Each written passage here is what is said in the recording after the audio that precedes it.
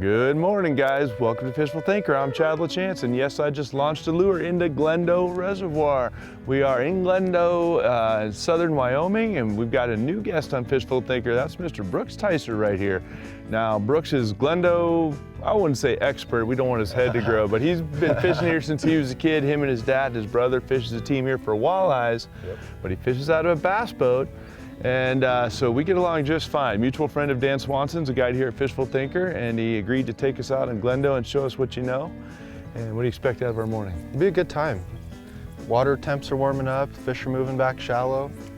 See if we can't find them in the trees later. I think it'll be a good day. You think we can catch a largemouth too? I'm hoping to find a green one that I can put a finger in its mouth. Nobody thinks of fishing for largemouth at this lake, guys. So we're gonna get after them and see what we can come up with. So stay tuned, should be fun.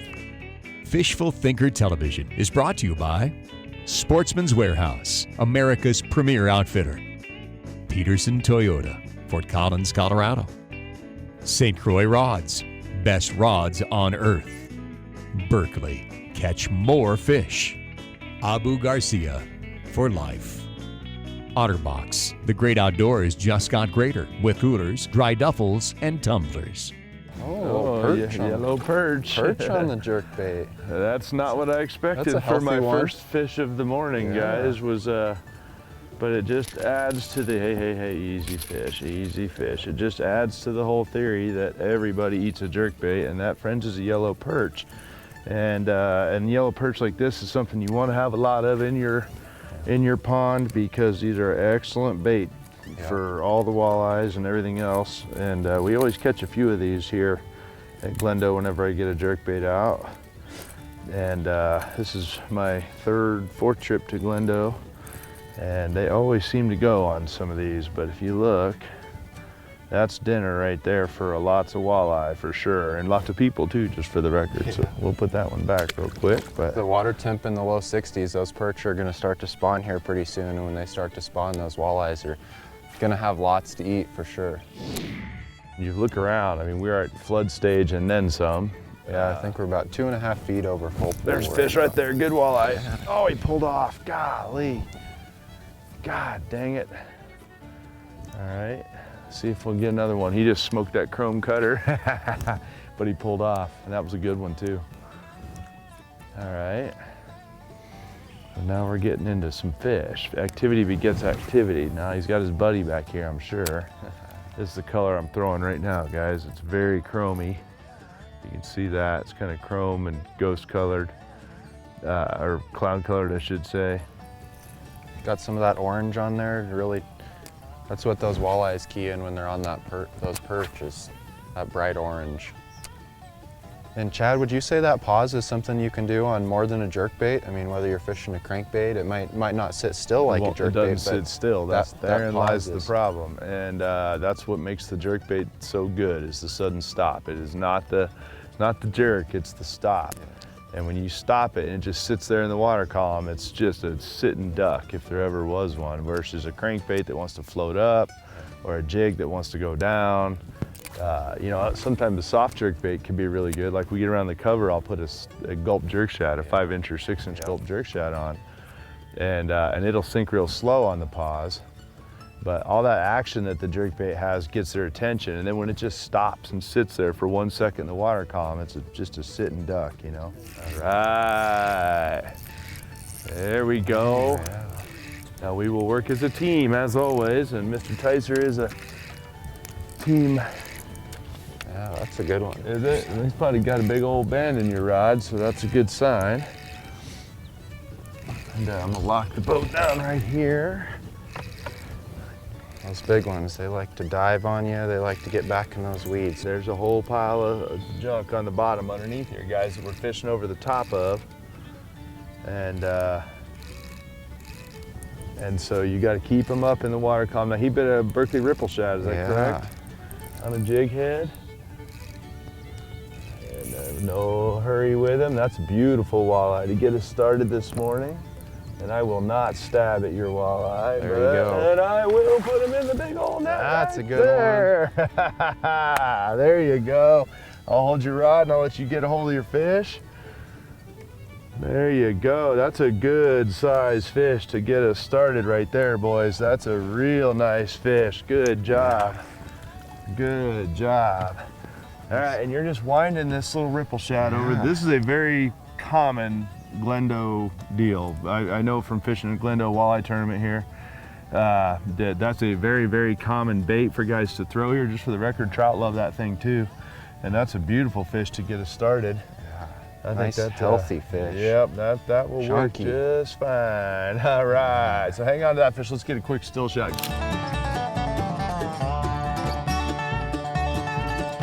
All right, guys, let's put a quick release on this guy. We just got the still shot from him. And we always keep him in the net while we're doing that so we don't hurt him any. And right away. I think that fish was ready to go, ready bud. Good job, dude. We're on the board, so we might be 20 minutes into our morning at this point, and already hooked 2, got 1. Off to a good start.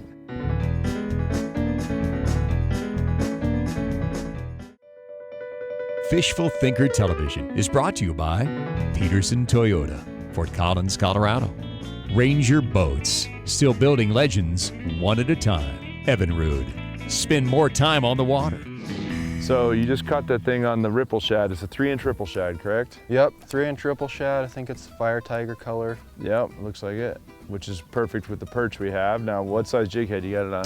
1/4 ounce jig. Got that big orange jig on there. Just really like that for What line you fishing it on? that new Berkeley X9. I just really like that stuff. It casts amazing, low memory. It's fantastic stuff. Yeah, we've been fishing that since pre-production days. And then you got a medium power rod? Yep, little medium 7-foot lightning rod. Great value on that rod. They fish great. And then it looks like the STX. Yep, Revo STX. We know a thing or two about those. Our viewers will be real familiar with most of that, with the exception of the lightning rod. That's a very standard setup for us. That color is very walleye looking. I'm not a huge, I don't gravitate to that hot of colors is like the jig heads and all that walleye guys do. As much as I do love the Fire Tiger Gold Minnow a lot though. And so that's actually a bait that I may put on and snap jig around here a little bit, but so far we've both been bit. It's 1-to-1. I met you through Dan Swanson, who guides for us. You've known Dan a long time. Yep. Most of your life? Good buddies, yeah. Dan's good buddies. Dan's good buddies with a lot of people. But Dan comes from a walleye background, and that's a little bit of hint of you. So you and your dad and your brother been tournament fishing for how long? I started when I was 10, first tournament when I was 10, so I got 10 years under my belt already. That sounds suspiciously like Ryan Wood, who's been a guest on our show a whole bunch. He also started when he was 10. Now you go to University of Wyoming. Yep. We're trying not to hold that against him. Go Rams. Brown and gold, brown and gold. But you started a bass fishing team there as well. Yep, started a club there. Knew I wanted to do some of the collegiate bass stuff and got there in my first year as a freshman. I got a team going, so. Nice. And you fish out of a Ranger Z520 bass boat? Yep, very blessed to be in a nice boat like that. It's a good time. It's great on the water. Yeah, and you walleye fish out of it as well. You competed here last week in a walleye tournament. Yep, we did pretty good last week. I made the transition this year to fishing with my brother instead of fishing with my dad.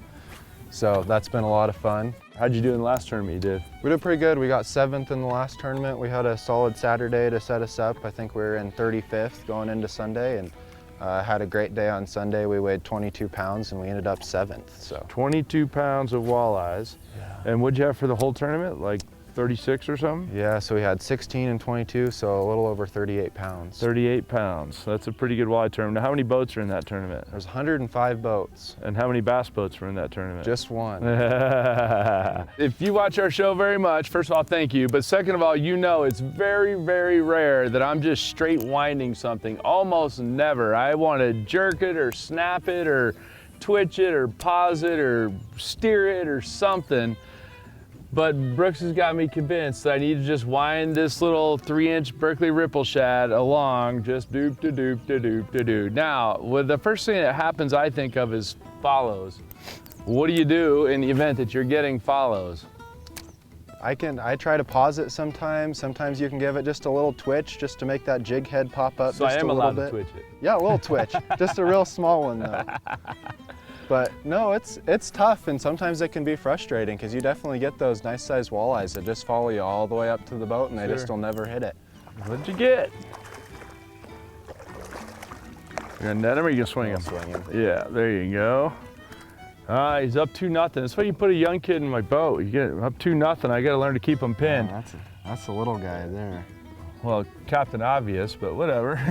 You got him. That's all I'm happy to have. No, but there you go. Now, you don't see very many walleyes that size in this lake, it doesn't seem like, when I fish here anyway. No, it's true. I would agree with that.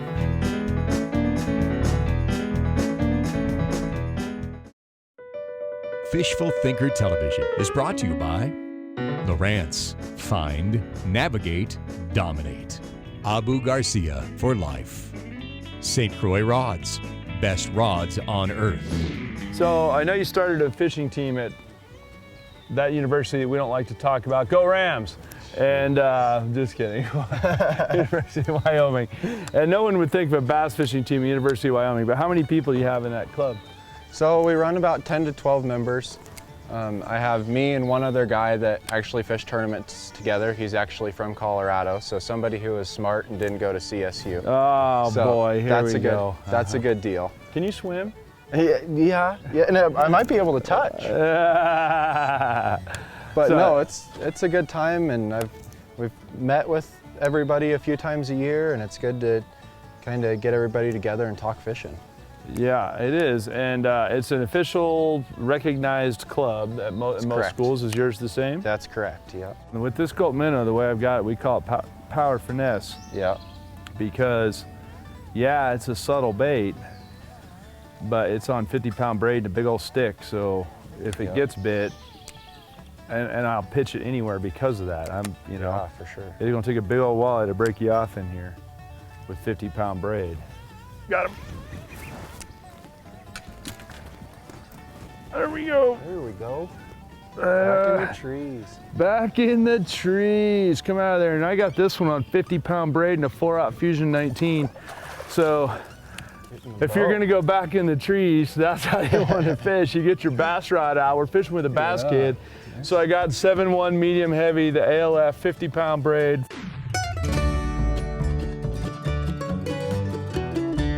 Four-inch Gulp minnow and a 4-aught Fusion 19 hook Texas rigged, guys. And he just stomped that smelt-colored Gulp minnow. You guys might have seen that before. You don't usually, I gotta point out, let me get this out of here. It's really fun to pull 4-aught Texas rigged hooks out of walleyes, guys. And that's big another fish. One on the tree pattern. And you know, we've been talking back and forth about all the different ways to catch walleyes, but pitching trees like this is a really unique one. We'll get him put back right here. Watch, he's gonna go out of here like mad. Told ya. So pitching trees like this is straight up bass fishing for walleyes, you know? And so it's traditionally done, most of the guys you talk to do it with spinning tackle and open jig heads. And after doing just a little bit, like right here, hold this down. The very, very traditional rig, right? He's got an 1/8-ounce jig and a leech. And I've got a Texas rig and a Gulp minnow. Completely different beast. Mine's a wreck, I'll have to redo it. But more than one way to catch a pony, and a walleye and a bass, no different when they're piled in these trees like that.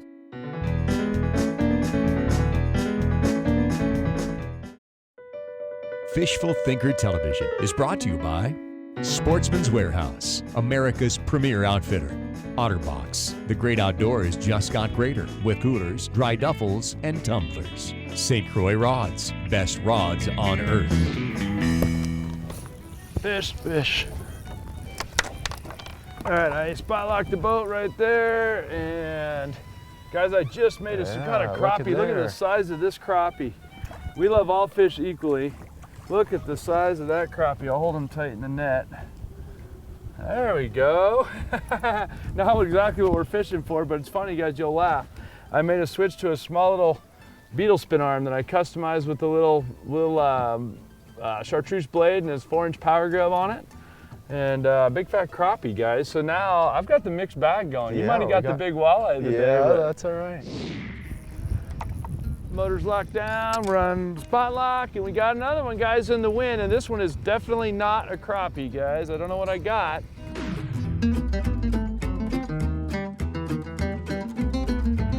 but it ain't a crappie. I can promise you that. I think it's a good size walleye, and it sure is a good size walleye, and we'll put him in the big fat net right there, guys. There we go. All right, oh man, I'll tell you what, guys, we've had some great days in Glendo's, as we talked to you about earlier, hey, easy fish, earlier in the year. There you go, yeah. But today's been a bit of a struggle. We have definitely earned our fish today, and I think it's because we brought us along an expert, and when you do that, then things get harder and harder. It's better sometimes just go think. But Glendo's a great fishery, and I got that guy. He wasn't coming off. And I want to point out too real quick, guys, you know, we changed up this bait, and I'll show you that in a second. And we're gonna put him back, and that's dinner. By any standard, that's dinner, right? But we're gonna let that one go. This one's gonna get a pardon because he got caught on TV. Beautiful fish though, we love that. And we'll put him back right here. Ready, buddy? Woo, they're fired up around here, I'll tell you what. But we're back at the point of beginning. We're back where we started and this morning. And we came back because the wind came up, everything got going. We did some of the tree stuff. You saw that, we had a great time there. Glendo's been a little tricky for us today. But I got out the beetle spin, and I've got a heavy jig head, a 4-inch power grub, and if you notice it's chartreuse on one side, the willow blade, and just swimming that through these tops out here. And a couple fish, just a couple minutes, crappie and a walleye on that. One of the things we're seeing is some follows as we work back and forth across here. We're seeing some follows. So what I might do is get out my Gulp minnow and put it on a heavy jig head and snap jig that thing in a real bright color and snap it up and down, because you can almost always turn followers into biters doing, there he goes. Or you can just catch them like that. Nice, that's the follows we were just talking about. And when they are aggressive, they just whack it. Nice. So yeah, yep, don't let them cut you there. There you go. That's yep. There you go. That's a walleye. How many of those do you think you caught in your life, Mr. Tyser? Ooh, that's a good question. I kind of wish I had a number for you. I know, a clicker. Yeah. There you go. You can toss them back. Nicely done. Yeah, there's one. Is it really? Another perch. Oh, look at that perch. So we are on the big, that's a big fat perch too. Yeah, a big healthy one. Huh. See, most guys eat that thing in 2 seconds flat. And that seems to me, while he's unhooking one of the most popular eating fish in the country, seems to me as good a place as any to end our show as Mr. Brooks Tyser. Yeah. College athletes, college anglers, huge deal these days. Bass guys, walleye guys, doesn't matter your background. I love this guy, you can put him back. I love this guy's background because he comes from walleye roots but runs a bass boat and likes to bass fish, so we get along just fine. Will you be on Fishful Thinker again? Yeah, man, I appreciate it. Thanks for having me. Brooks Tyser, watch for his name. He's at university we don't talk about that they have in Wyoming. Go Rams! But at any rate, University of Wyoming, college bass team guy. You'll see more of him, I promise you guys that. And with that, why don't you join us on the deck, and we're gonna go eat some of the fish and game that we harvest on our travels and show you how we cook them. Thanks for joining us once again for yet another cooking segment here on Fishful Thinker Television. Now, this time we're gonna make something really unique. We're gonna use the Camp Chef Artisan Pizza Oven on the Somerset stove. You've seen that on the show before. One of my favorite tools, but today we're actually going to make a pizza in it, which we've never done here on the show. This particular pizza is going to be a white pizza. It's going to be seafood based, so we're going to use some walleye and some crayfish on pizza, and it's going to be absolutely delicious. I have a pre-made pizza crust. The pizza oven's tagging along already, and it's humming along at 450 degrees, so we're going to turn it up just a little bit. I want to get it to run about 550, something like that, so it'll be there in just a couple minutes with it running on a medium-low temperature like I have right here. First thing, tiny little bit of olive oil, spread it all around with a brush, and we're going to ladle on some of this sauce. Now, this was a pre-made Alfredo sauce, and we're going to spread it out nice and even. The next thing I'm going to sprinkle on here is some bacon, and this is par-cooked bacon. This is the mushrooms and garlic that I sauteed ahead of time, because if you don't, all these mushrooms will let all their liquid out. So this is almost kind of chunky, so we're going to put a little bit of this and just kind of spread it around on here. So I'm going to put down a little bit of base of mozzarella cheese. These are bell peppers that I sliced up. They're mini bell peppers specifically, so they sit in nice little rings. And we're going to put some of these on here. These are shallots that I cut crossways, and so we'll sprinkle a couple of these on top as well. Now we're going to do a little bit more of this cheese, and then we'll do a little bit of fresh herbs on there, just a little. And the last thing, we're gonna do the fish and the shellfish that we mixed up. And these we definitely want to spread out all over the pizza. We don't want any clumps anywhere. tiny bit more cheese, just a tiny, tiny, tiny, tiny bit. And this is some snowflakes of Parmesan cheese. Hit it with a little bit of fresh pepper over the top. With that, we're gonna stick it in the pizza oven. Now you can see my pizza oven's running at 550 degrees right now. So we're gonna take this whole thing, I think I can just slide the whole thing right in here just like that. And we'll put it right in the middle and we're gonna let that thing go. And it is not gonna take very long, guys. We're gonna let it cook down just till the fish is cooked through and we're gonna take it out. All right, guys, so the pizza's been there about 4 minutes now and it's gonna cook, I'm gonna let it go for about 7 or 8 minutes. These pre-cooked shells are designed to cook at about 450 degrees. So I don't wanna crank this thing all the way up. Plus I did put raw fish on there and that needs to cook all the way through, even though it's just in little cubes. So I'm gonna let it go for about 8 minutes, but I'm gonna keep checking it and making sure, you know, what it's doing. All right, that's smelling like it's done, guys. So we're gonna go ahead and pull it out of there right now. And I'm gonna grab onto it very gently and pull it right up onto there. And there you have one perfect seafood pizza. We're gonna hit it with a little bit of red pepper flakes and a little bit of fresh parm. This is a reduction of balsamic vinegar and honey. It's 2 parts balsamic vinegar, 1 part honey. It's reduced down till it's about the consistency of syrup at this point. And we're just gonna give a light drizzle. You don't want a lot of this stuff on here. Let it sit here and cool down for just a minute. I'll transfer it to the board and cut it, and we'll give it a taste. And you can see the crust underneath is nice and brown, crunchy.